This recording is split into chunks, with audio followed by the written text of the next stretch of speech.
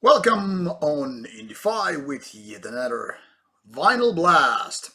5 vinyls being reviewed here on this episode. Note all of these are a little bit older, so coming from various years, reissues and whatnot. We'll start with the Finnish band Torture Pulse with their debut album Plague Poetry, which originally came out around 2010. Released on this vinyl like 1 year later, 2011. So this is a Funeral Industries vinyl release that just arrived a few years later. Here we have a collection of band photos and sort of information, and on the other side we have lyrics.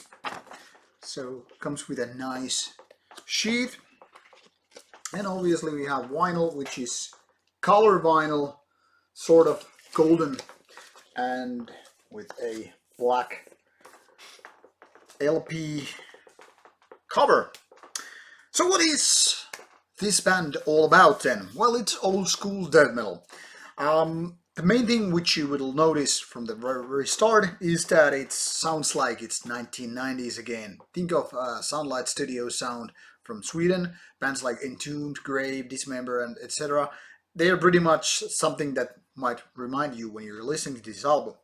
So the sound is just totally fine. It's actually very heavy, very good in fact.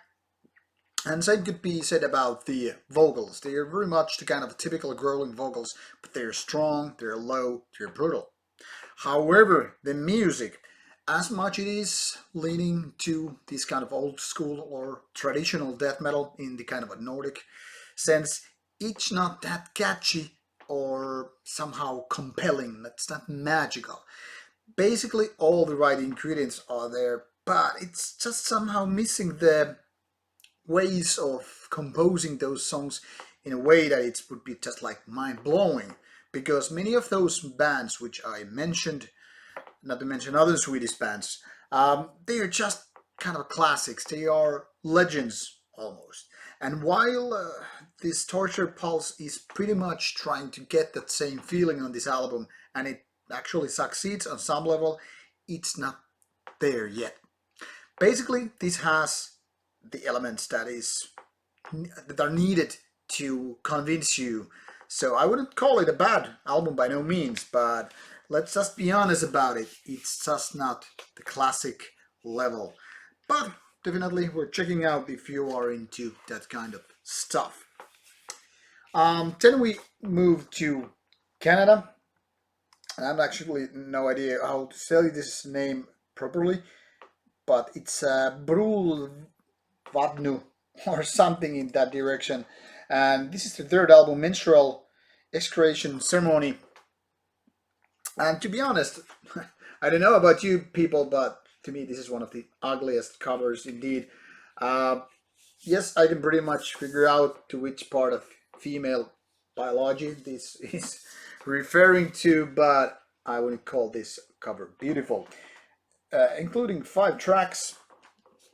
This is kind of a peculiar case. This is also released by Funeral Industry, and this was, I think, 2016 release, and also a reissue of this band's 2011 album, third album by the band, or should we just say solo project, because it's one-man band from Canada. Regular black vinyl, so not much to see. So all the information we have are here and here. That's it about what there is to say. So while this band has been labeled as ambient black metal on Metal Archives, at least for the time being, I find it a little bit wrong and distracting, because this is actually very much like death metal. I could even say this is kind of rehearsal room / demo level of death metal, because the sound quality here is like as it was recorded in a rehearsal place by just a couple of guys, probably just one guy really. And it could be also say this is kind of a live sound without the live audience being right there. So the drums are a little bit distant, they are not very clear, they're not very powerful, they are just there to do their job, but they are not, you know, like powerful and kicking your ass. They're just like, okay, I kind of get what this band is trying to deliver, but it's very, very low budget, like self-financed and stuff. Which doesn't obviously mean always like a bad thing, but I mean, with this sound quality, and the same applies to guitars as well, it seems like either the skill or the recording devices are not up to the level, the par that we are like expecting from a death metal release. However, the vocals are pretty damn solid. They are strong, powerful, low, guttural. So I think they are doing their job just fine, which kinda, in contrast, defines and underlines that this is not the sound this album is probably meant to be played with.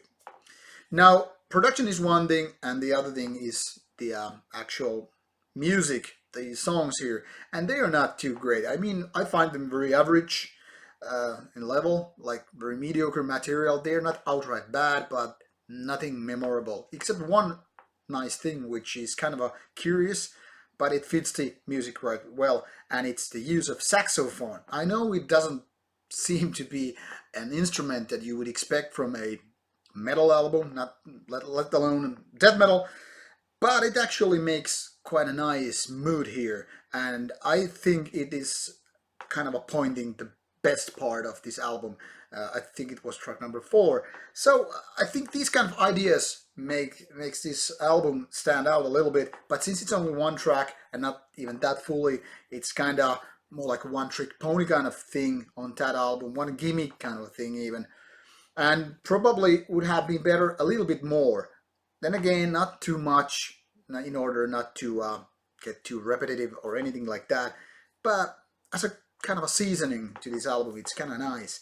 But still, this album is, I would say, for acquired taste only, for the fans of the band, existing fans. This is not an album you would convert to just like that because, hey, this is a new band from Canada. I don't know how the band is nowadays because it's out there at least 2 more albums since this one. This was my first trip to the band, I think, and as such, I cannot really compare to other albums by the band, but there you have it. Go check out the samples if you feel like this is your cup of tea. Third one comes from Germany, and this is also a reissue from a band known Imperium, Dekadenz, Dämmerung der Szenarien.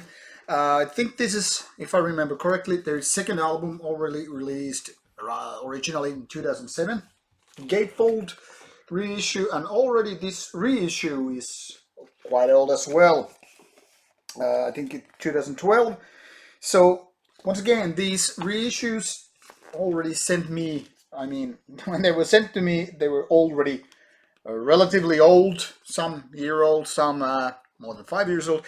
Funeral Industries is also the case here. Now, Gatefold includes obviously the vinyl, which is just black vinyl, nothing to see here really. And then there's also this info inlay sheet. No, sorry, this one doesn't have inlay, it's all here.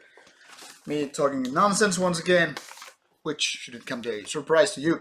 Anyway, Imperium Dekadenz is one of those kind of solid German black metal names that might ring a bell or two because it's been there out for about 15 years. They've released quite a few albums already, but not gone to the big guys league, so to speak. With this album, their music is actually quite nice and atmospheric black metal, melodic also, and it's from the kind of easiest side of black metal, if you know what I mean. That is, it's kind of a lightweight, it's not raw, it's not primitive, it's not violent, it's not really intense, but more like on the soft side of black metal. This especially gets underlined with the fact that there are lots of acoustic guitars which are there to even more kind of a lightened mood. Now, it's still black metal, obviously. It's very enjoyable to listen to because it's kind of a soothing experience, melodic, not too melancholic, but still kind of a dark thing. But it's kind of lacking that sort of catchiness or epicness, which would be the other way the band could go with its melodic material. All in all, nicely produced and all that stuff, but still kind of missing the magic factor. Like, it's nice to listen to all that, but why should I go particularly after this one? Well, there's no reason, you know. I think it's worth listening to, though. There is new album coming out from the band in I think late September, mid-September. So at least this is a kind of a good way to check out the earlier material of the band if you're checking out the new anyway. Unfortunately, I couldn't find their this material, I mean, on their Bandcamp. There are newer songs available, but not this one. But it should be at least some of the material on Spotify and whatever. So in case you're not interested in the older material, but the new one, you are already covered. But this album, unfortunately, no go. Then we travel all the way to United States of America. This is a band called Acheron. Already started in late 80s, so it's an old band. Also a band that first time I think call it quits around 2010, came back, quits again, resurrected again, and so forth. And since 2014 or so, the band has been once again active. But no new albums anyway. I think the last one was around 2014. So anyway, this is originally from 1996. This is a reissue as well from Funeral Industries, and there are a couple of bonus tracks. This is a bonus track, as you can see, from 1996, and I think this is a live track, if I'm not understanding wrong.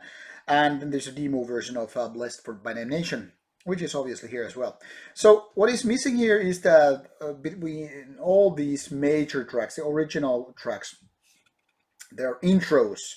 They are listed on the CD print as like intro, then the song intro, and so forth. So basically all the tracks have intro. And by the way, this Total War is the cover of a band called None, which you might have heard at least in a cover version by Ibn Nazarene, which is not then again the true cover of this song, what this song then again is. And I think it's actually really nice cover. It's very dark song, and it's kind of a martial industrial in style, and Acheron has done a nice job converting that into metal.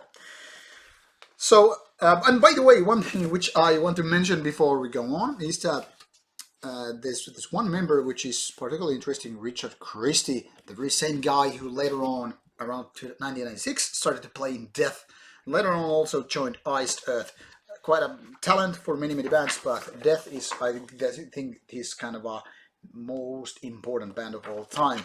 And lineup picture, and then we have the lyrics on this sheet. And this album called Anti-God, Anti-Christ is actually named these two sides respectively. Anti-God side 1, Anti-Christ side B. So there you have a full-length album with a couple of bonus tracks. And it's actually kind of one of the originators of so-called American black death metal, but this is way more leaning towards kind of a traditional death metal with just black metal as a kind of a ideological touch or a kind of a lyrical content and all that stuff. So you might not find that much black metal content in the terms of music, but it's still there. More like satanic death metal band. This is very kind of a slow tempo one, and as such it's kind of a fresh when compared to so many bands that are playing kind of a up tempo. And also there are use of keyboards, which are kind of a very 1990s, so not too shabby, not too good quality, but I think they kind of give a nice shade to these bands of this band's view of creating this old school death metal. So I think Acheron has totally deserved a reissue without bonus tracks or otherwise. This is, by the way, colored vinyl, if I forgot to mention, so it's not just your black vinyl, but a golden print. There are other reissues as well. This is just the latest one, so you figure out which one to get if you're interested in the band. And obviously there are samples online, songs online, so you do the math and go listen for yourself if you're into checking out these bands and you have previously missed it. My first touch was originally on CD, so it was kind of refreshing after more than 10 years, 15 years or so, to get back to this one. Still a working album which should be checked out. The fifth one is also by Funeral Industries. This one is called Agrath, that was released around 2015.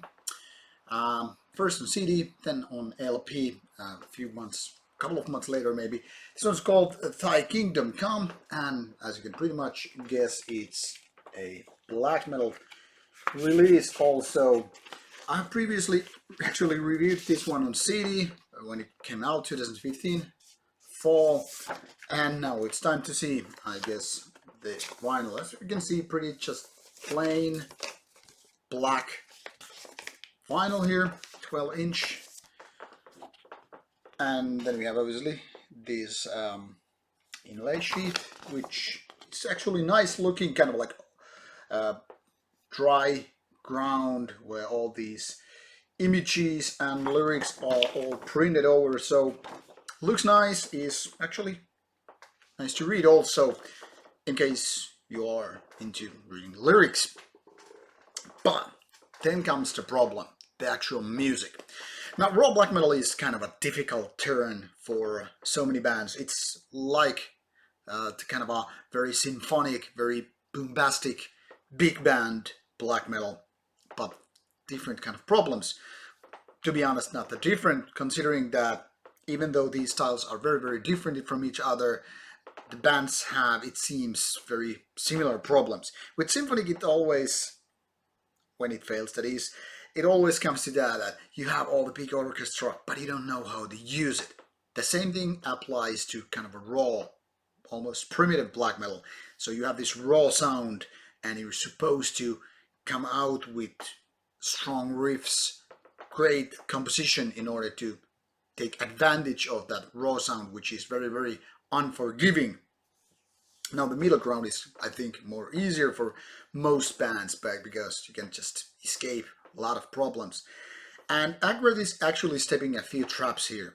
First of all, the sound here is not very well suited for Agrath's music. It's kind of a melodic, but at the same time, the guitar sound is kind of a weak. I mean, it's very, very weak, and it almost makes this sound like a mosquito is buzzing around your head.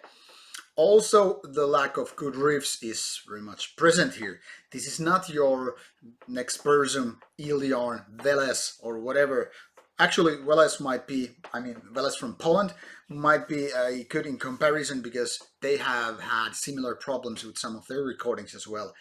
Kind of creating very primitive and raw black metal with very weak production. And it's not always that raw and primitive sound is very much the same as weak production. I mean, listen to the Iliarn albums and you figure out you can be very raw, very primeval, and still sound like a vicious beast.